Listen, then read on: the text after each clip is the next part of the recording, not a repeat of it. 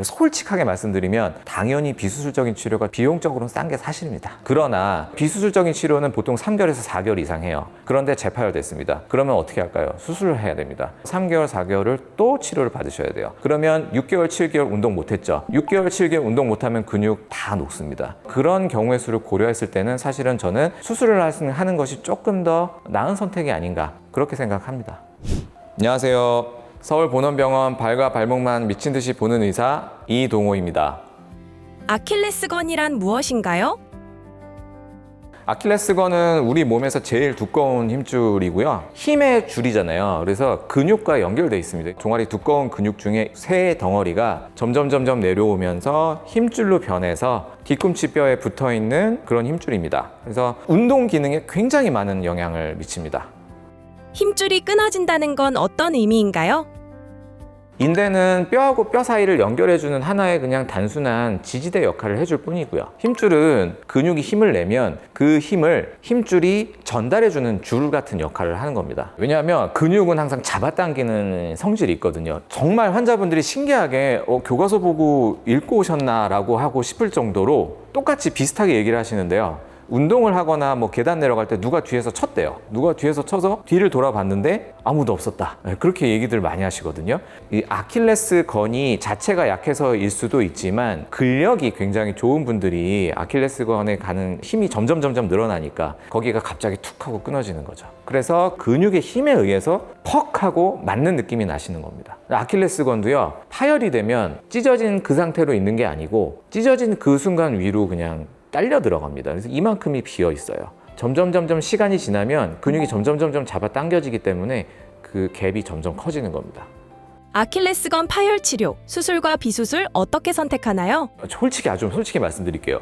비수술과 수술은 사실은 아직까지는 어떤 것이 더 좋다고 명쾌하게 과학적으로 결론 난 건 아니에요. 다만 비수술의 장단점과 수술의 장단점이 있기 때문에 환자분들께서 장단점을 비교해서 양자택일 하시면 됩니다. 비수술적인 치료도 사실은 프로토콜에 따라서 굉장히 다양한데요. 파열되면 딸려 올라간다고 해서 이만큼 갭이 생긴다고 말씀드렸잖아요. 최대한 발목을 이렇게 접어서 최대한 가깝게 만들어주는 거죠. 최대한 짧게 만들어야 나중에 늘어나도 많이 늘어나지 않는다. 그런 원리로 하는 거죠. 보통은 기본적으로 4주 정도에서 6주 정도는 기부스를 보통 많이 하고요. 그 다음에 천천히 재활을 시작하는 건데 사실 비수술적인 치료에서 제일 위험한 건 뭐냐면 섣불리 재활을 시작해서 힘줄이 늘어나 버리는 겁니다. 사실 비수술적인 치료 같은 경우는 아무리 발을 접어도 딱 맞닿지 않는 경우가 있거든요. 우리가 힘줄이 늘어나면요, 근육이 그대로 있어도 힘을 제대로 전달을 못해요.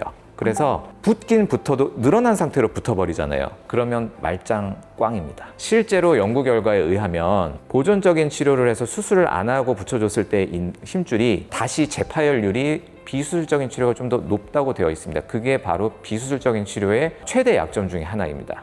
아킬레스건 파열 수술법에는 어떤 방법이 있나요?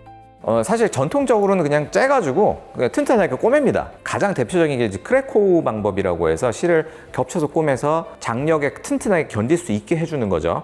두 번째 방법은 최소절개 수술이고요. 그냥 열어서 하는 수술은 아무리 좁게 열어도 한 이 정도 여는데 최소절개 수술은 한 이 정도, 2cm에서 3cm 정도만 열기 때문에 되게 통증이 조금 덜하기는 합니다. 미용적으로도 그렇고요. 다만 모든 환자분들한테 최소절개 수술을 할 수는 없고 또 모든 환자분들한테 그게 최소절개 수술이 좋다고 권유드리지도 않아요. 그리고 세 번째 방법은 아예 안 째고 구멍으로 그냥 바늘로만, 그래서 그냥 당겨서 꼬매는 건데 그만큼 많이 뚫어야 되거든요. 흔하지는 않지만 그 와중에도 다른 수술 방법에 비해서는 조금 신경이 좀 다칠 우려가 있어요.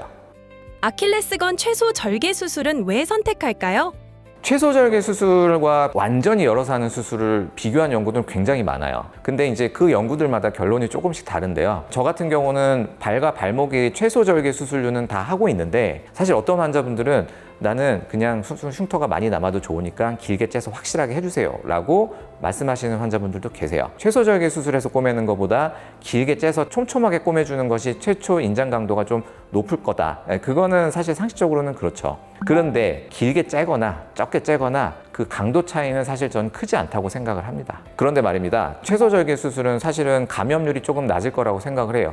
공기 중에 균이 둥둥 떠다니지 않겠습니까? 아무리 깨끗한 클린룸 수술장이라도 공기 중에 균이 아예 없을 수는 없습니다. 길게 열수록 균이 그 안으로 들어갈 확률이 어느 정도는 있을 수밖에 없습니다. 그렇다면 조금 짤수록 균이 조금밖에 들어가지 않겠죠. 그렇기 때문에 감염률이 조금 더 낮다는 보고들이 실제로 있는 연구 결과도 있습니다. 수술 시간도 사실 적게 째기 때문에 꼬매는 시간이 훨씬 덜 하거든요. 수술 감염률을 비교할 때 수술 시간을 굉장히 중요하게 생각을 해요. 수술 시간이 길어질수록 균이 들어가는 시간이 많아지기 때문에 수술 시간이 길어질수록 감염률이 높아지거든요. 그런 이유 때문에라도 최소 침습 수술이 감염률을 좀 낮춰준다.